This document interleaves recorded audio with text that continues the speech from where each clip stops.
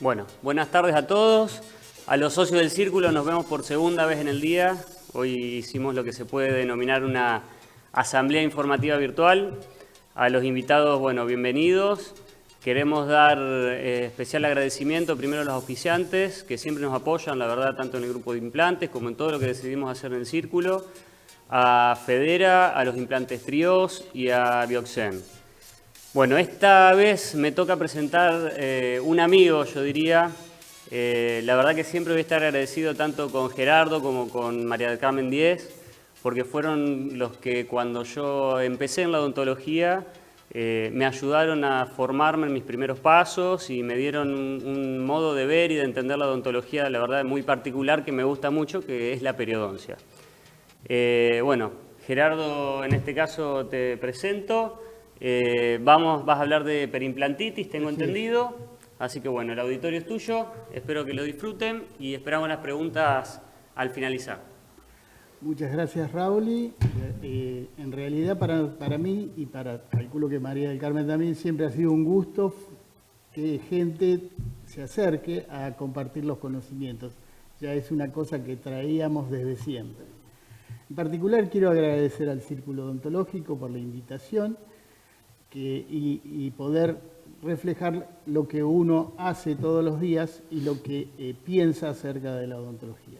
Y también a este grupo maravilloso del curso de implantes IUA, donde tenemos un montón de gente diferente aportando todas las veces que nos toca compartir nuestras sesiones una vez por mes en el curso. Y de ese grupo maravilloso surgen también los encuentros futbolísticos que se dieron gracias a un alumno y donde también compartimos no solo la parte científica, sino la parte social. Yendo ya a lo que es la conferencia que hoy que yo convoqué, es enfermedades periimplantares y el lado oscuro de la clínica. Y se refiere a que no es que nosotros estamos pensando en ese cortejo que puede llegar a ocurrir en cualquier momento con los implantes, sino que es una enfermedad que quizás no es tan difundida o no es muy conocida, dado que, al igual que la enfermedad periodontal, solo da manifestaciones cuando el estadio es muy avanzado. Entonces, yendo ya al tema, vamos a referirnos a qué es salud periimplantar o qué es lo que vemos de salud periimplantar. También nos vamos a referir a mucositis periimplantaria, que sería un parangón o parecido a lo que es la ya conocida gingivitis, siguiendo con la periimplantitis, donde ya hay una pérdida de hueso, y las deficiencias de tejidos duros y blandos no lo vamos a tocar en esta charla, sino sería muy prolongada. Lo que sí vamos a hacer una breve reseña de lo que sería explantación idiopática, que es la pérdida del implante sin ningún tipo de sintomatología, sin pérdida de hueso y sin inflamación. De allí que no se conozca la causa, pero ya está informado en varios casos en la literatura. Entonces, en cuanto a lo que es salud, nosotros tenemos que reconocer en un implante las mismas características que tenemos para un tejido sano, es decir, que no haya inflamación, que no haya edema, que esté el característico punteado de cáscara de naranja, como le llamamos, y que cuando utilicemos una sonda periodontal, esta no se introduzca más allá de 3 milímetros en los sitios proximales y de 2 milímetros en los sitios de caras libres, y por supuesto que no haya sangrado, y que sean libres de placa. Que en este caso, en estas tres fotos, podemos ver el grado de salud a pesar del tiempo transcurrido de colocado los implantes y la prótesis que portan ellos. En cuanto a la imagen de la derecha, ya la vamos a ver más en detalle cuando hablemos de sondaje, es para que ustedes vean cómo al retirar la prótesis, en este caso atornillada, podemos ver una cierta profundidad de surco que es mayor que en un diente sano, y sin embargo esto no nos está indicando enfermedad, Por lo cual, el sondaje, si bien es una cosa que nosotros utilizamos para hacer el diagnóstico de enfermedades periimplantares, no es un signo patognomónico, como serían otros signos que ya vamos a ver a continuación. Siguiendo con el esquema de salud y para que ustedes aprecien la profundidad de la salud de ese tejido, en este caso es un caso, y lo menciono, del doctor Simolini, quien asiste al curso con nosotros, al curso del Círculo y la UBA, cuyo director es Alejandro Rodríguez, y ahí podemos ver que el tejido, si bien parece más rojo en la parte interna, eso se debe a que las capas de epitelio en ese sitio son menores que en la capa externa y no es un epitelio queratinizado como todo epitelio de surco en un diente.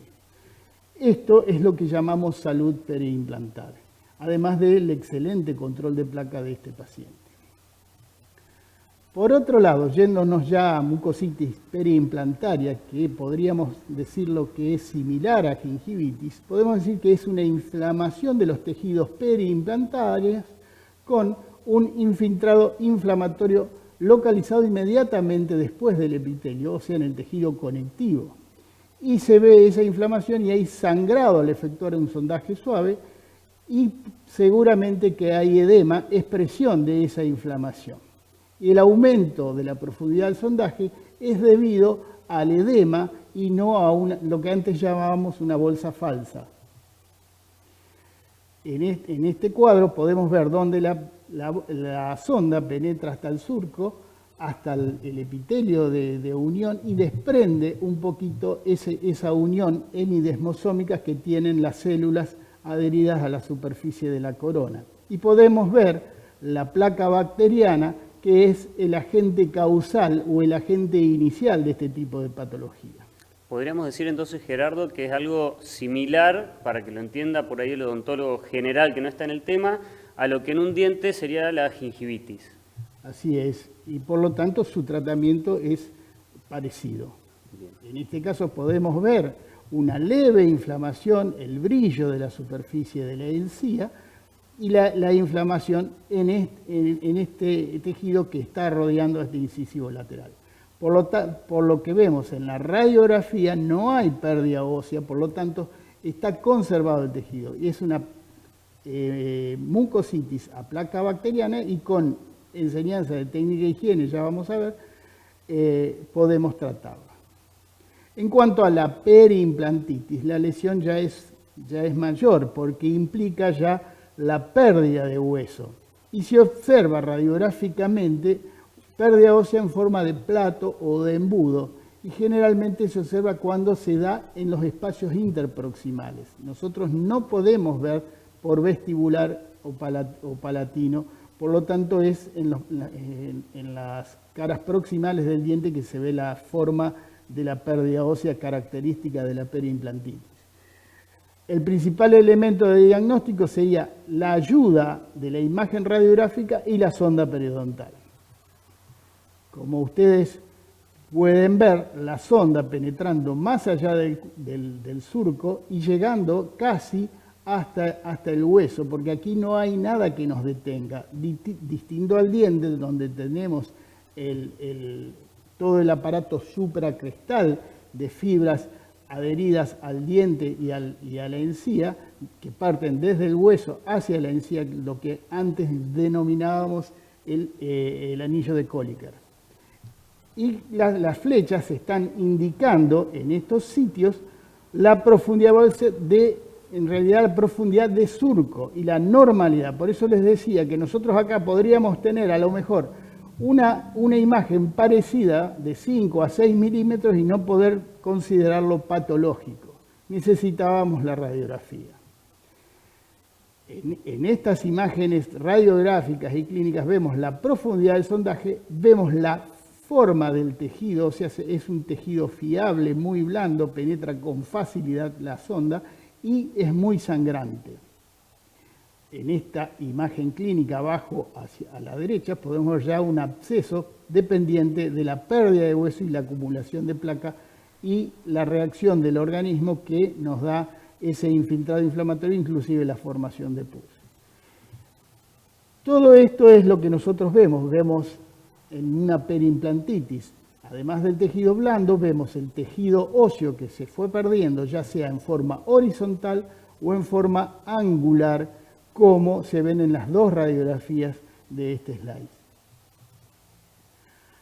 Todo esto, si bien tiene un agente iniciador, que sería el biofilm, es decir, la formación de la película de bacterias sobre la superficie del diente, es la causa original y la causa principal.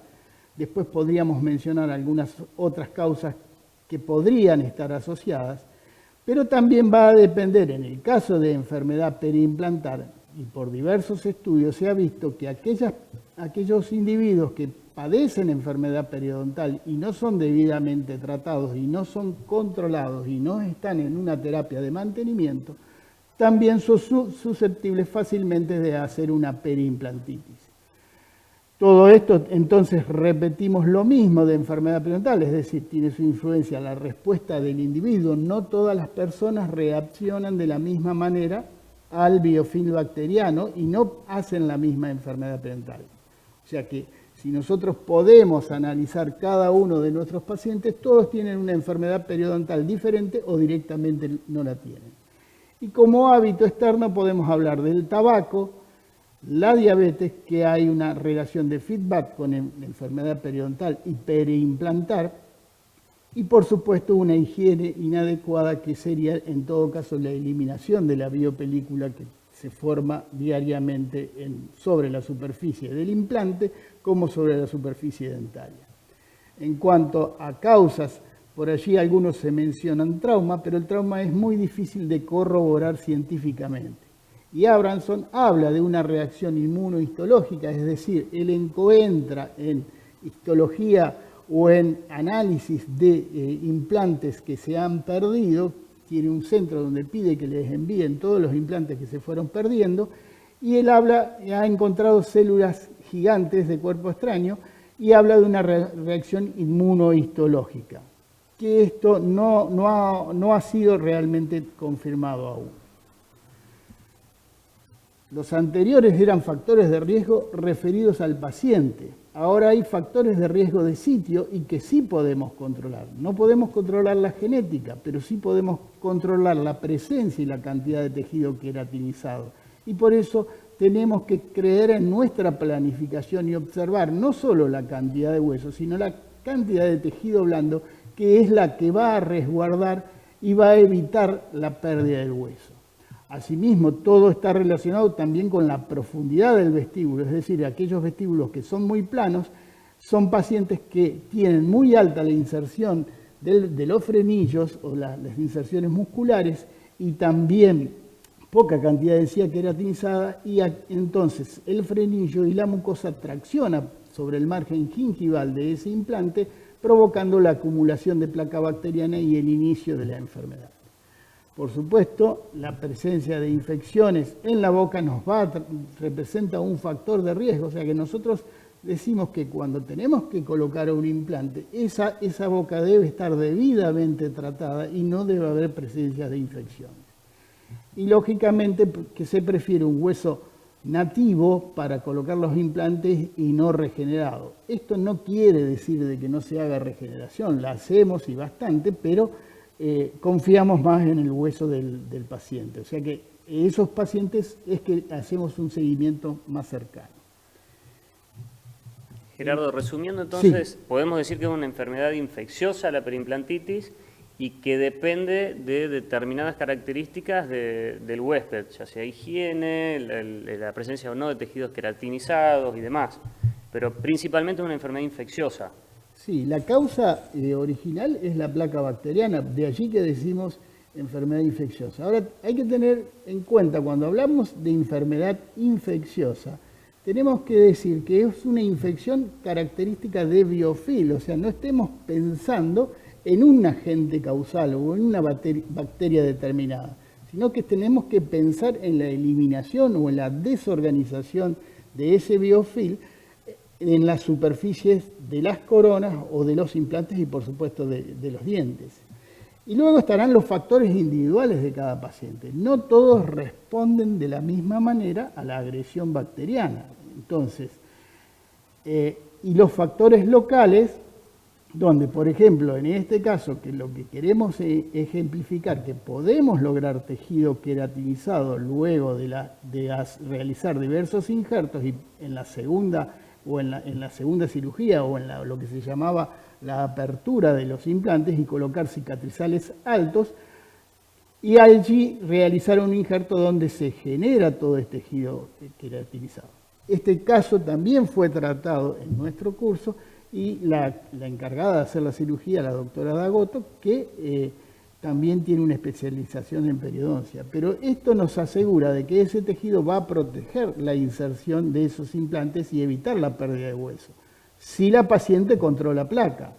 Y en este sitio, donde nosotros le hemos hecho un rebasado con un elemento blando, con un dentusofo o alguno de esos elementos siliconados, para evitar de que haya una presión excesiva del tejido blando sobre el implante, si no sería contraproducente.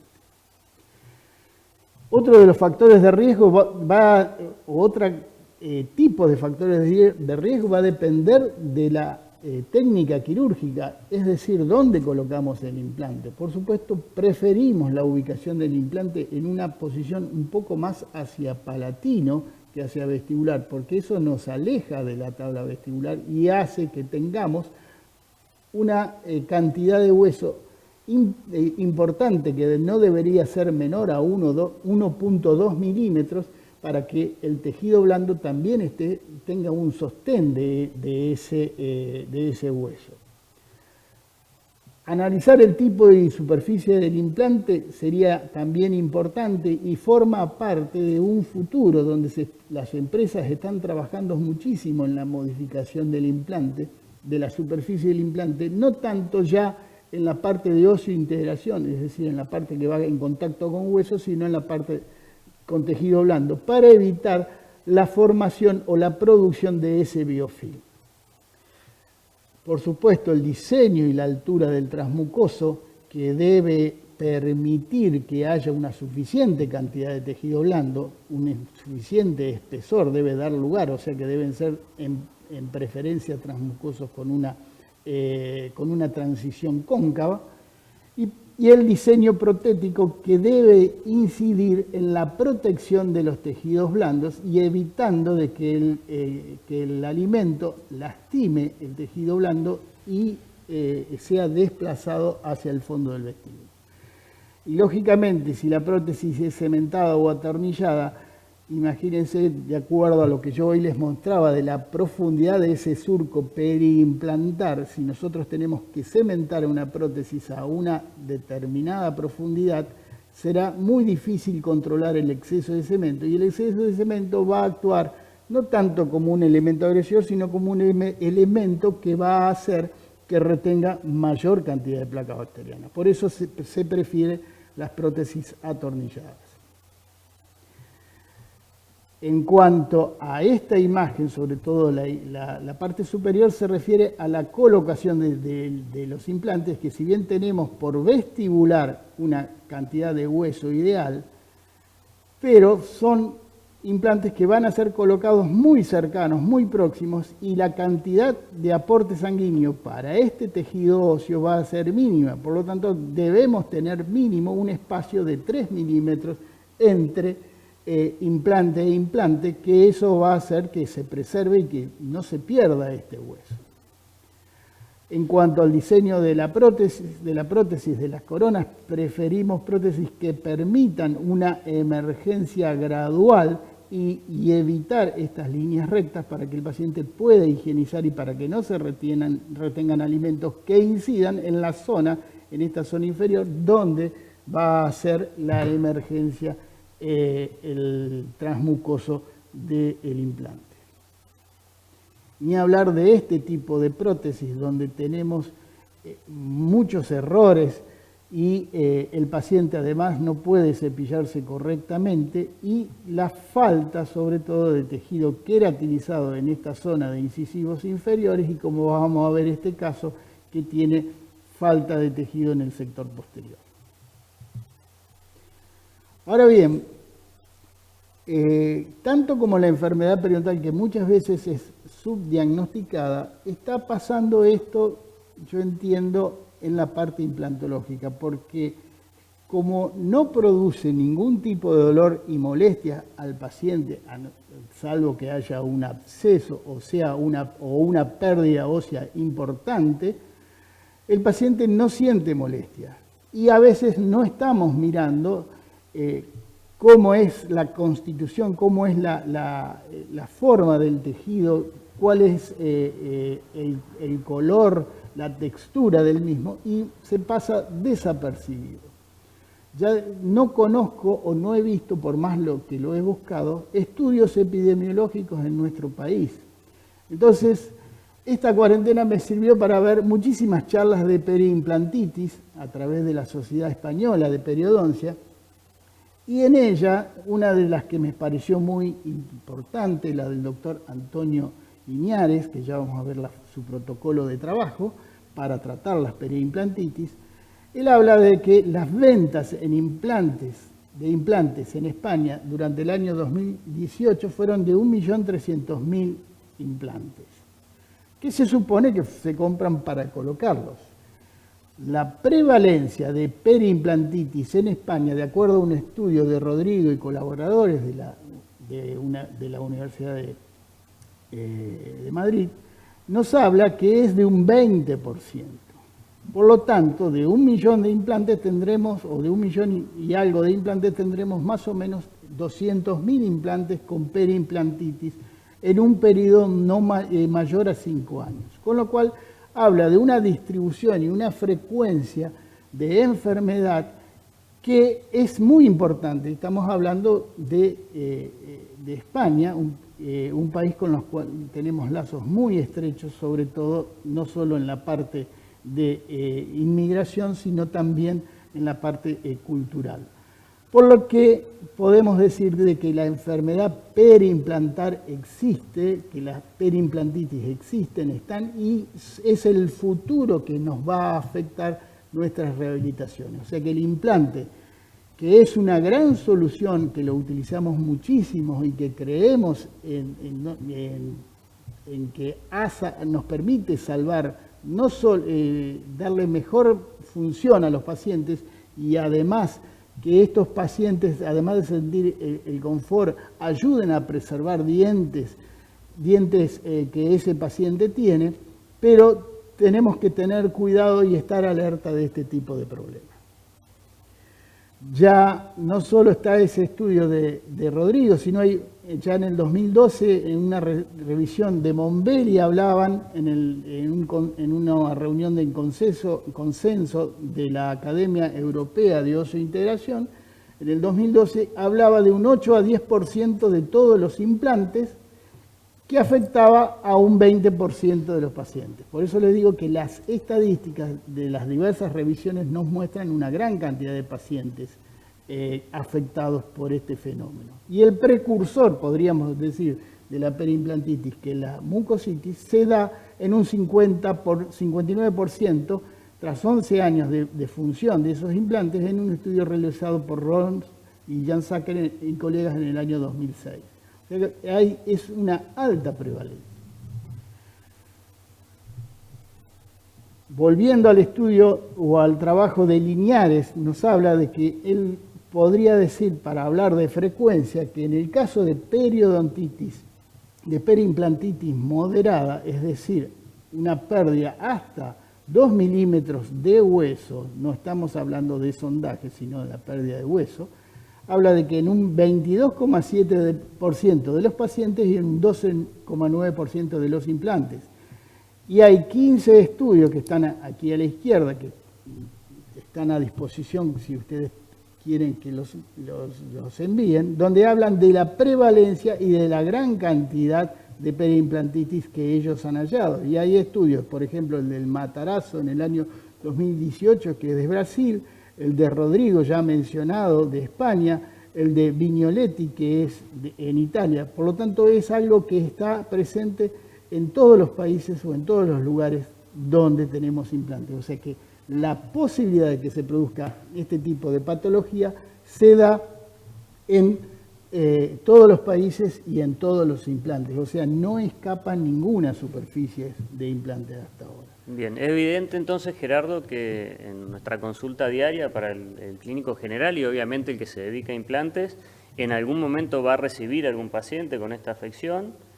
La forma, por lo que vos dijiste, de diferenciar entre uno y otro es más que nada el sondaje en mucositis, y hay que reforzar siempre con una radiografía que nos puede mostrar la pérdida ósea. Sí, los controles radiográficos son fundamentales.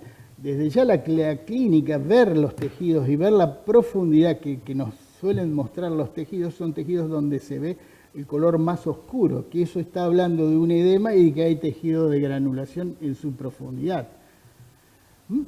Y en cuanto al, por eso estamos hablando, ya entramos en la parte de diagnóstico, tenemos que observar los tejidos periimplantarios para estar alertas y poder llegar en forma temprana y citar a nuestros pacientes regularmente para realizar los controles, porque si no estamos siguiendo a nuestros pacientes, nos estamos perdiendo el inicio de la enfermedad y a lo mejor la salvaguarda de ese implante. O sea, cuando nosotros más preventivamente o en una forma más temprana tratamos, el pronóstico del resultado del tratamiento de ese implante va a ser mejor. O sea que estamos repitiendo conceptos de la periodoncia aplicados a los implantes, que si bien tienen características diferentes, se trata también de una entidad patológica similar. Entonces vamos a encontrar en la mucositis, edema, sangrado al sondar, sangrado espontáneo, placa, sarro, todo lo que ustedes ya conocen. Pero no va a haber pérdida ósea como se ve en la radiografía que acabo de pasar.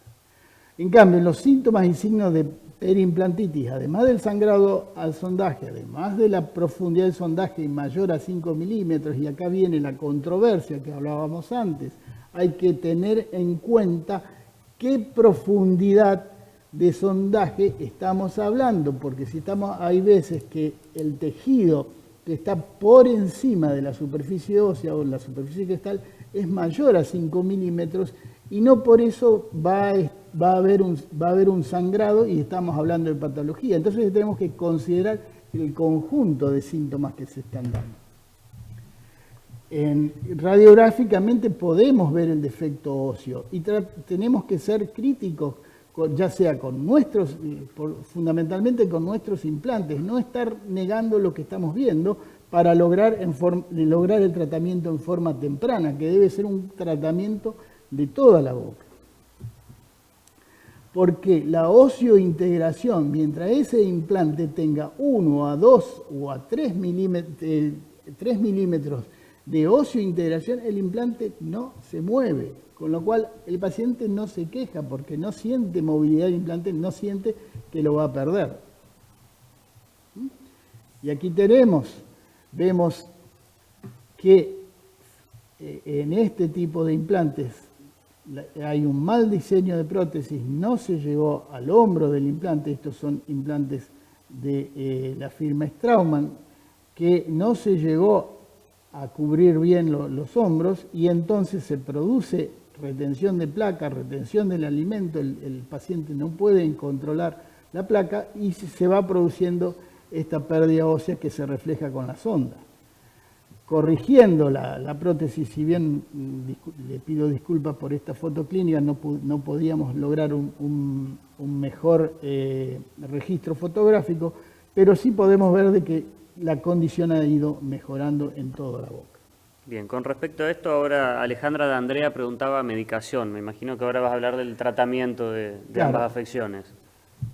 Vamos a hablar un poquito, para no adelantarlos, en realidad la mucositis periimplantaria es el tratamiento de una gingivitis, ni mencionar el control eficiente de la placa, y para eso existen en el mercado diversos elementos, debemos enseñar, debemos mostrar y alcanzar a cada uno de los pacientes el elemento adecuado, porque hay pacientes que no controlan bien y podríamos recetar algunos cepillos eléctricos o a pilas que son funcionales para esos pacientes. Luego, corregir las prótesis si tienen un mal diseño, realizar el debridamiento, es decir, la eliminación de placa y el poco tártaro que se puede formar, el poco o mucho, y generalmente no es un tártaro que nosotros tengamos que hacer un raspado enérgico como pasa con dientes, o sea, no está tan adherido, se desprende fácilmente. Por eso hablábamos de eliminación del cálculo con curetas, ultrasonido, gasas, y tratar de no modificar la superficie del implante. Y además está el uso de los diferentes polvos de bicarbonato, o ya vamos a ver más adelante, o glicina a presión, que eso produce una eliminación como si fuese un arenado, produce la eliminación de la placa bacteriana más profunda. Y acá viene una pregunta que Raúl, mientras yo le contaba la conferencia, me decía, la clorhexidina. O sea, hay estudios sistemáticos donde ha demostrado que el uso de gel de clorhexidina en caso de mucositis periimplantaria no mostró mejores resultados. Por lo tanto, no es que no aconsejamos el uso de gel de clorhexidina, simplemente que no es vital. Si el paciente controla la placa bacteriana, no es necesario utilizar algún pasta especial o un gel de clorhexidina. Y tener cuidado que el gel de clorhexidina o la clorhexidina, cuando es utilizado con el mismo cepillo o con pastas dentales, un componente de la pasta dental inhibe la acción antibacteriana de la clorhexidina. Entonces tenemos los llamados aeropoliloides, donde podemos utilizar bicarbonato, que es mucho más agresivo, ustedes vean el tamaño del cristal, y de la glicina. Vamos a ir un poquito más rápido. Existe también publicado distintas fresas para limpiar la superficie del implante, que nosotros no aconsejamos el uso de esto, si bien está muy publicado. En cuanto al tratamiento de la periimplantitis, existe el autocontrol de placa, que ya lo vimos para mucositis, y lo que sí usamos antisépticos y clorhexidina, ya sea en el raspado, durante el raspado y a posteriores. Y también el uso de antimicrobianos sistémicos, que puede ser la amoxicilina 500 y el metronidazol en 250 o 500, o el metronidazol solo, como ya vamos a ver, un estudio del doctor Antonio Liñares, donde él realiza un protocolo donde, además de identificar los factores de riesgo y todo lo que estuvimos viendo, y de hacer una remoción del tejido de granulación y de curetaje de la pared blanda, es decir, que va a eliminar el tejido blando de la bolsa periimplantar, y utilizando estas curetas, hace irrigación con clorhexidina y da una medicación de metronidazol cada 8 horas durante 7 días. Gerardo, vamos media hora. Sí. Te paso unas preguntas que han estado haciendo acá en el chat. Marcelo Bagdognoto pregunta el uso de irrigadores bucales, de duchas bucales que le dicen ahora. ¿Qué experiencia tenés y si servirían, yo pienso, como un sistema más para el control de placa? Sí, los irrigadores bucales yo no tengo gran experiencia, lo que sí vendría a ser como estas bombas que nos venden ahora para limpiar el auto, no recuerdo en este momento el nombre, pero servirían para desprender el biofilm, sobre todo debajo de prótesis, como ser sobre puentes o sobre aquellas prótesis que tienen un diseño, como ser prótesis híbridas, serían un complemento más. O sea que es siempre una ayuda más para este tipo de patología. Bien, y después el doctor Rodríguez, no sé el nombre, pregunta si el uso de placas miorrelajantes previene, mejora o no estos procesos inflamatorios. Vos en un momento dijiste al principio que no era muy verificable si había o no sobrecarga en las restauraciones. ¿Vos recomendás el uso de placa?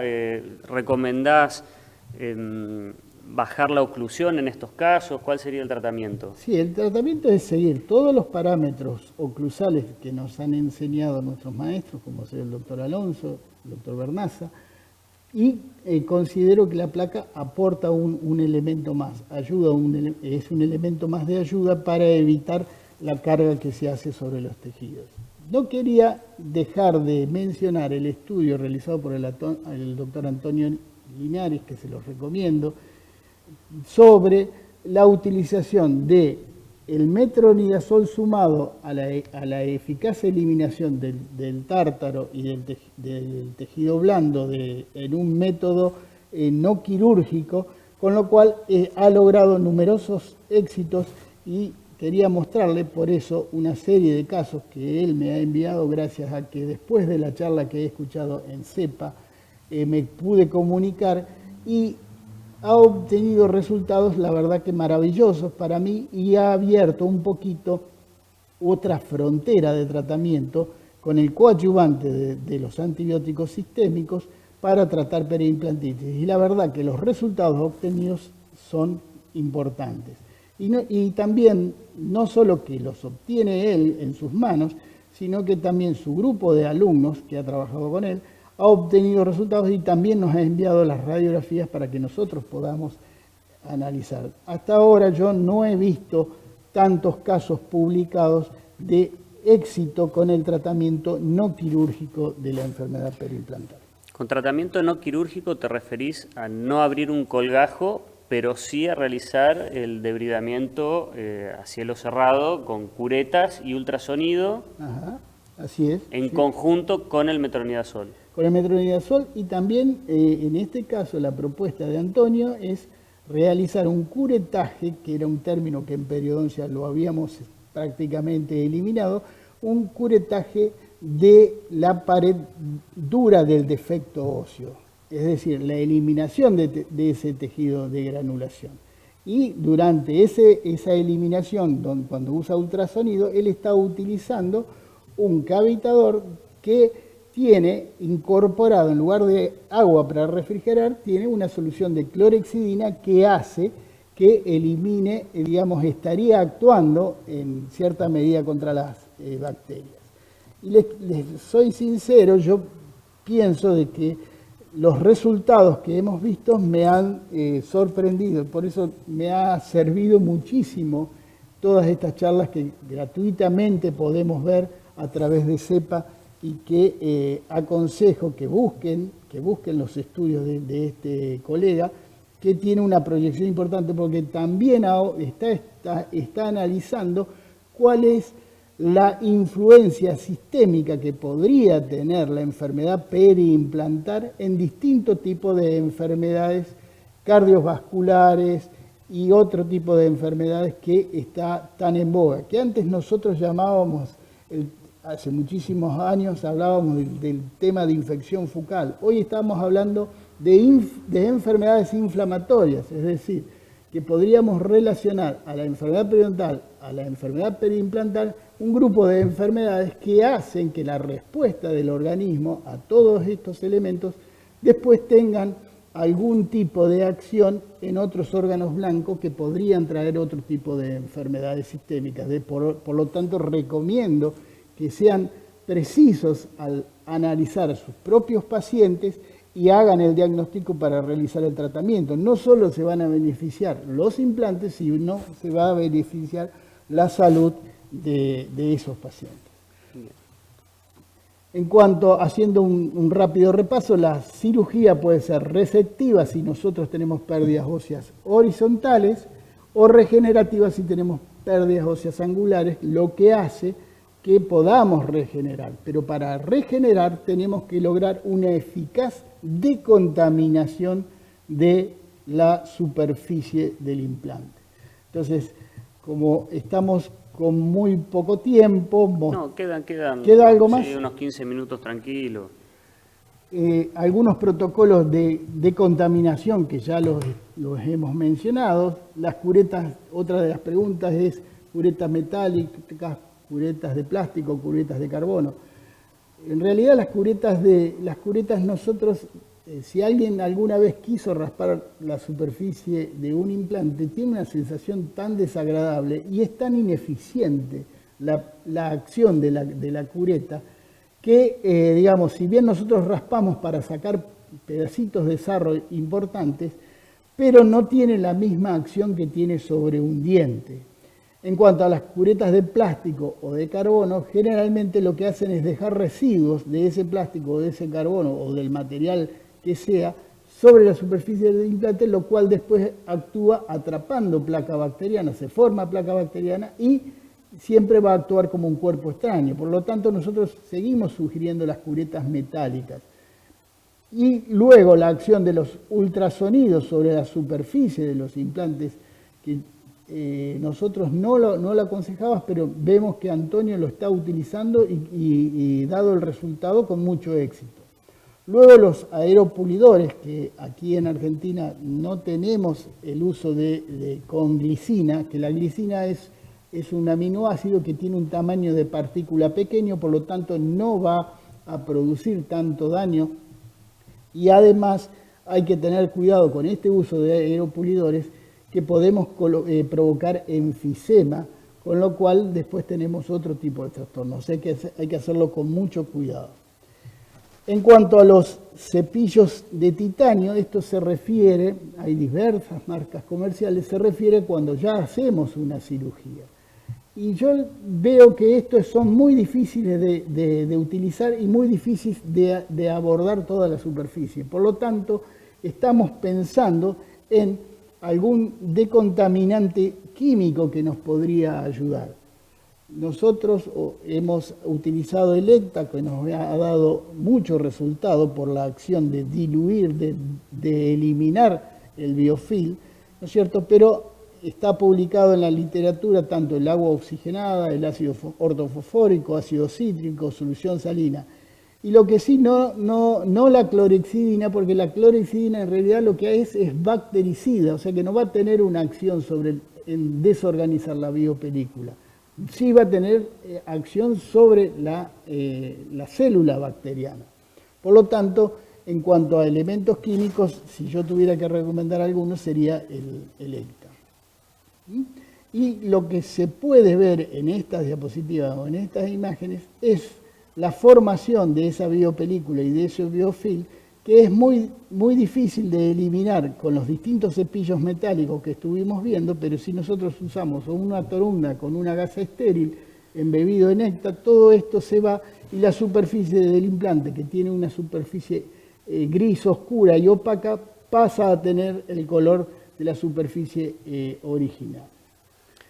Y me quedaba mostrarle un poquito que en el año 2014 con un grupo de aquí de colegas teníamos el grupo llamado Periodoncia Integradora, habíamos diseñado un protocolo donde hacíamos también la debridación, o sea, hacíamos primero el tratamiento no quirúrgico, evaluábamos a los 60 días y en caso de persistir la profundidad del sondaje y sangrado, entonces realizábamos la eliminación quirúrgica del defecto. Por lo tanto, les voy a pasar estas diapositivas donde se puede observar en esta imagen a la derecha inferior el tejido de granulación dentro de un defecto en forma de plato, que ya lo vamos a ver de más cerca, y se aprecia la formación del biofilm sobre la superficie de implante, algo de sarro, y que va a ser eliminado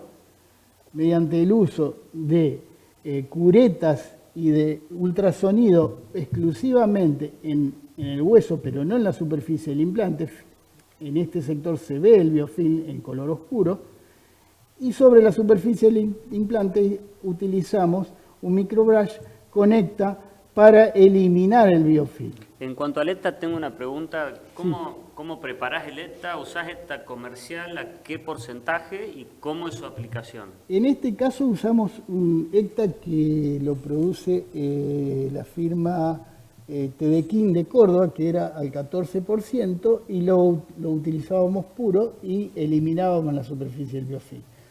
Electa también viene en gel, lo que pasa que en gel lo produce la firma Straumann, es un poco caro e inaccesible, sobre todo para este grupo de pacientes que teníamos aquí en el círculo, donde era prácticamente un apostolado, o sea, nosotros no cobrábamos ni honorarios y los pacientes tenían condiciones económicas difíciles de abordar, por lo tanto no podíamos utilizar.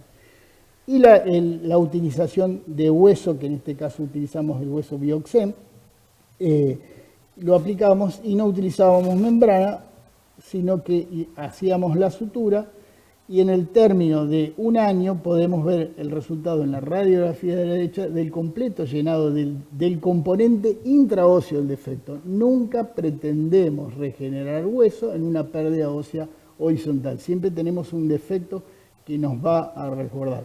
Otra vez, la radiografía previa del año 2014 de septiembre y de septiembre de 2015, todavía la paciente no pudo cambiar sus provisorios y sigue en un proceso de tratamiento, o seguía en esa época. Como es una paciente que no pertenece a mi consultorio muchas veces y el grupo lo dejó de trabajar, le perdimos el destino.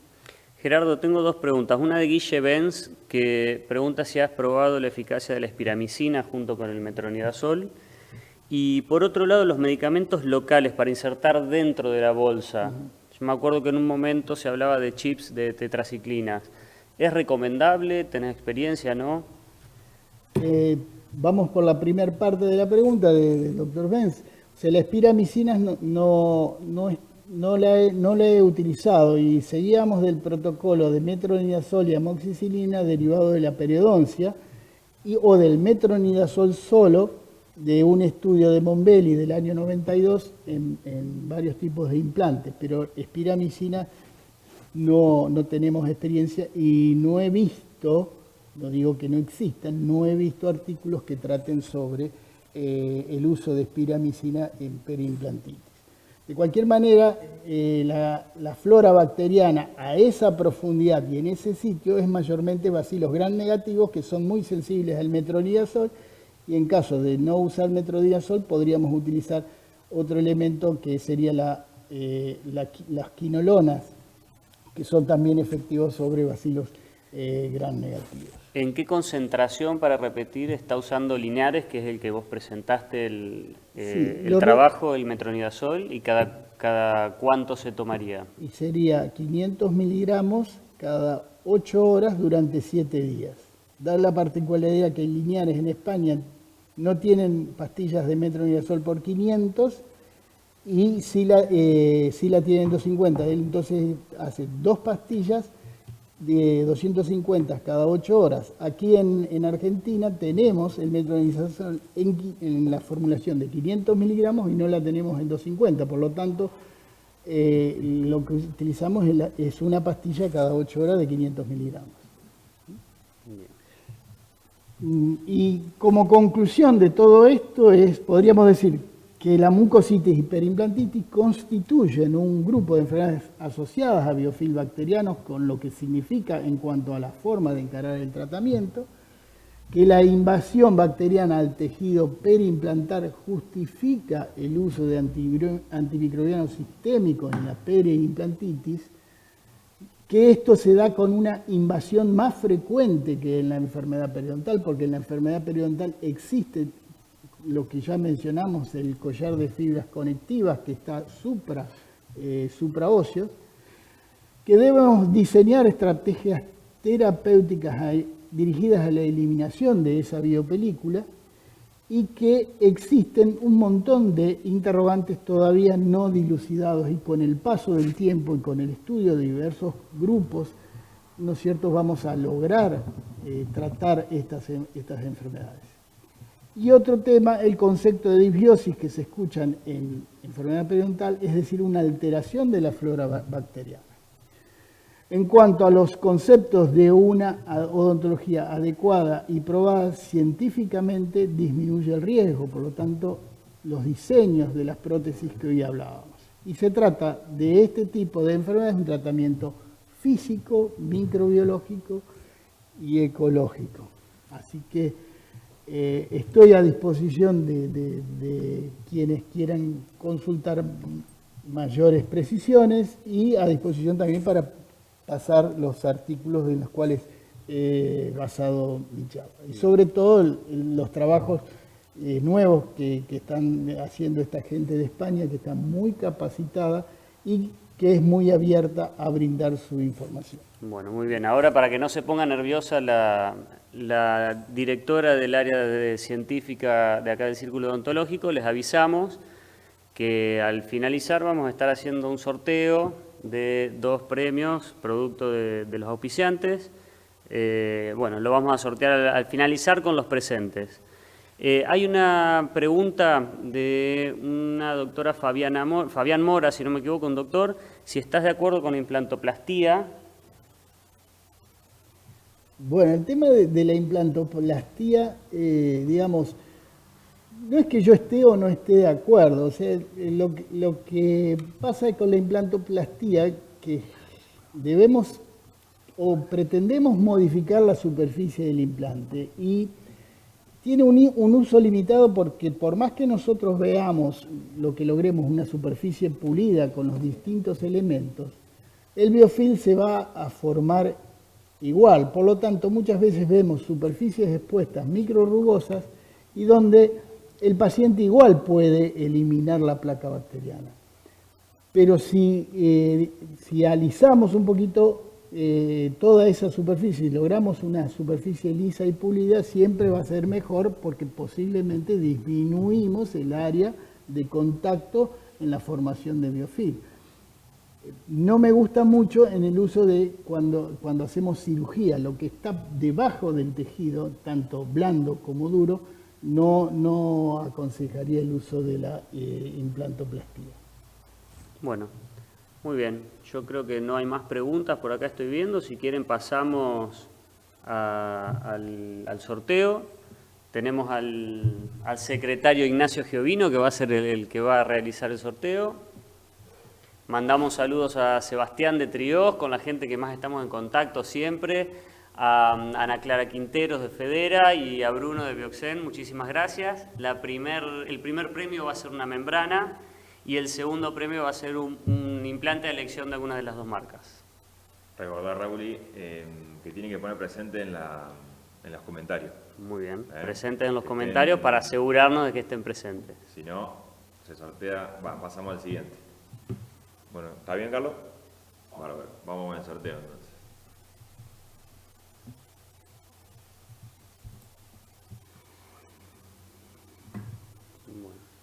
Bueno, el ganador, mira vos.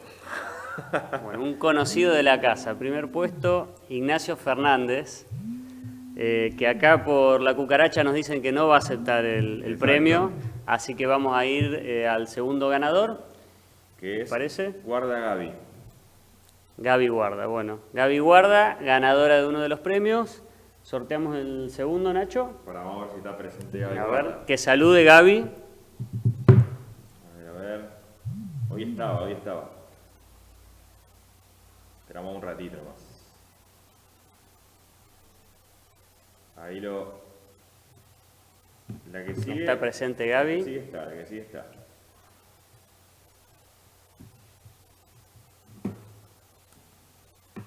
No aparece, Bueno. No aparece, así que vamos a ver. Tercer puesto, María Terenzani. Ahí estaba, ¿Sí? Ahí saludó. Sí, estaba. Saludó María, bueno, primer premio para María Terenzani, una membrana. Bien. Y Nacho. Y entonces el que sigue es PS Donet, Paulo Donet. Paulo Donet está presente o no. Vamos por un ratito. Tiene que poner que está acá. Ahí está. Terenzani. Muy bien, María tiene su premio. Ya está la membrana. Esperamos por Donet.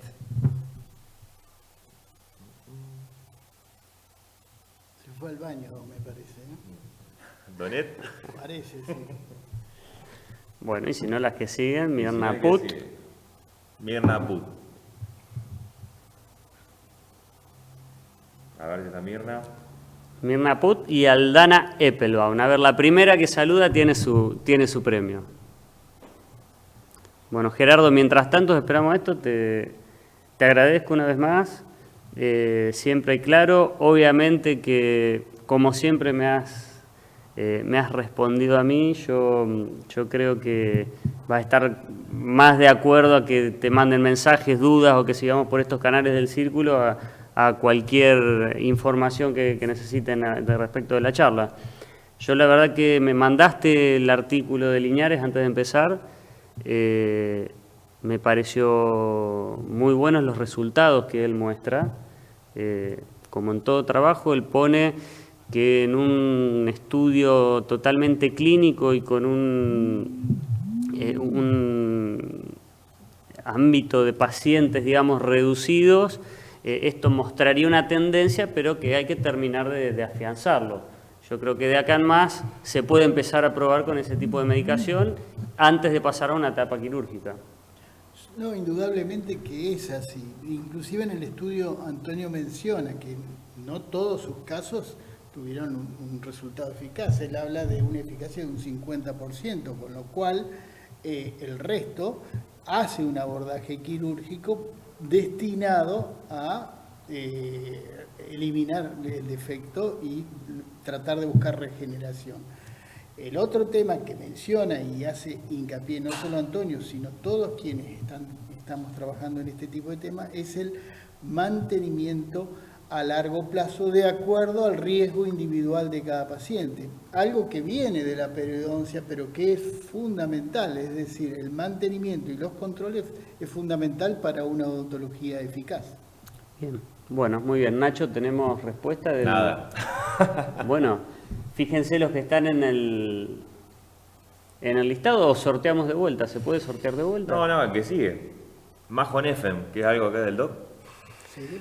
Raúl Lima. Es mi prima, a pesar de que ella es muy joven. Griselda Lazzaroni, Diego Calvermaten. Bueno, el primero que saluda de los que están en el listado será el que obtiene el implante. Bueno, para acá dice la coordinadora que pasemos en limpio. El primer premio es Terenzani. María Terenzani Ella ya tiene ganó. una membrana de Bioxen. Exacto. Ahí ya reclama a los dos por las dudas. El que sigue, bueno, era Donet, que no respondió. Mirna Put tampoco. Aldana, que tampoco. Y después sigue Masco.